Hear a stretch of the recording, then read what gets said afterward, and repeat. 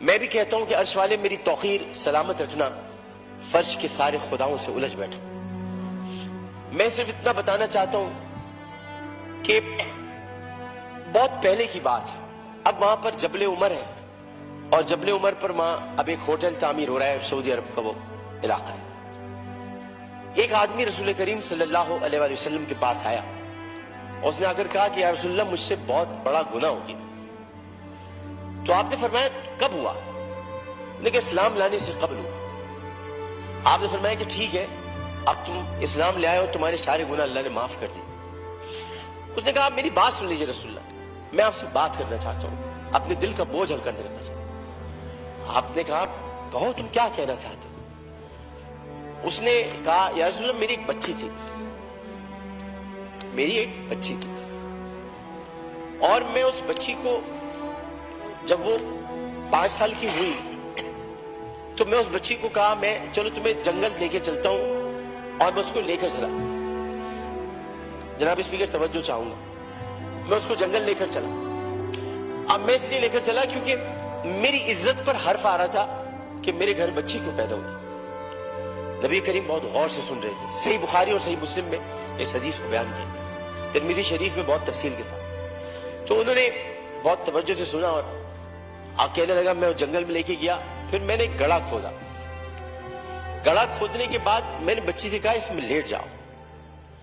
اچھا جب میں گڑھا کھود رہا تھا تو یا رسول اللہ مجھے ایک بات یاد آئی کہ وہ کھودتے کھودتے مجھے پسینہ آنے لگا، تو اس نے اپنے چھوٹی سی چادر سے میرا پسینہ بھی صاف کیا، اور اس کے بعد میں نے اس بچی کو گڑھے میں ڈال دیا، اور پھر میں نے مٹی ڈالی جو عربی میں اس نے مجھ سے کہا، ترجمہ آپ کے سامنے پیش کروں، بابا میں مر جاؤں گی بابا، اور میں نے اس کو مار دیا۔ بہت دیر تک خاموشی حجر رسول میں رہی۔ اس نے دیکھا تو رسول کریم صلی اللہ علیہ وسلم رو رہے تھے۔ خاتم النبیین، سید المرسلین، شفیع المذنبین، انیس الغریبین، رحمت للعالمین، راحت العاشقین، مراد المشتاقین، شمس العارفین، سراج السالکین، مصباح المقربین، محب الفقراء والغرباء والیتام والمساکین، ہمیں سکھاتے ہو، ہم تو ختم نبوت کے محافظ، ہمیں سکھاتے ہو۔ سید الثقلین، نبی الحرمین، امام القبلتین، وسیلتنا فی الدارین، صاحب قاب قوسین، محبوب رب المشرقین ورب المغربین، جد الحسن والحسین، مولانا مولا الثقلین، ابی القاسم محمد بن عبداللہ۔ پر درمیان میں نہ بولو، حدیث کے درمیان نہیں بولو۔ اس کے بعد نبی کریم صلی اللہ علیہ وسلم نے یہ کیا کہ ان کے زارو قطار آنسو بہنے لگے، اور انہوں نے کہا کہ قسم اس پروردگار کی جس کے قبضے میں محمد کی جان ہے صلی اللہ علیہ وسلم، اگر تو اسلام نہ لاتا تو میں تجھے سر عام سب کے سامنے تیری گردن اڑاتا۔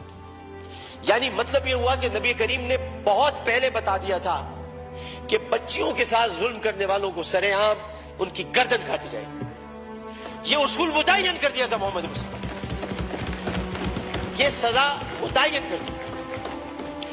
ظلم کرنے والا جناب اسپیکر کوئی صنف نہیں رکھتا، خدا کے لیے اسے مرد نہ کہے، خدا کے لیے اسے عورت نہ کہے۔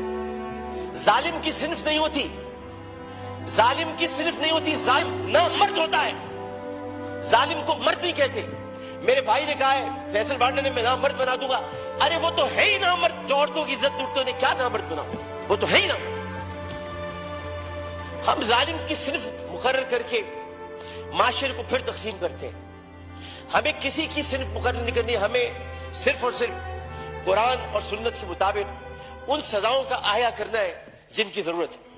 بحث ہمیں یہ کرنی ہے کہ انسانیت کی تذلیل ہوئی، بحث ہمیں یہ کرنی ہے کہ ہم کیا کر رہے ہیں، بحث ہمیں یہ کرنی ہے کہ اگر ہم ریاست مدینہ کے دعوے دار ہیں تو ریاست مدینہ میں اگر ایسا واقعہ ہوتا تو ہم کیا کرتے۔ ہمیں یہ کرنا ہے، ہمیں قانون سازی کرنی ہے، ہمیں اسمبلی میں بیٹھ کر اس معاملے کو مل جل کر حل کرنا ہے۔ جبکہ قرآن کہتا ہے ان الصفا والمروہ من شعائر اللہ، جب اللہ نے 2 پہاڑوں کو مروہ اور صفا کو عزت دے دی تو پھر ان کی عزت کیوں نہ اتاری جائے، جنہوں نے پہاڑوں کے نام پر عزت دینے والے پروردگار کی پیدا کی ہوئی مروہ کو بے عزتی کے ساتھ اس کی عصمت دری کی، ان کی عزت کیوں نہ اچھالی جائے، ان کی گردن کیوں نہ کاٹی جائے، ان کو سر عام پھانسی کیوں نہ دی جائے۔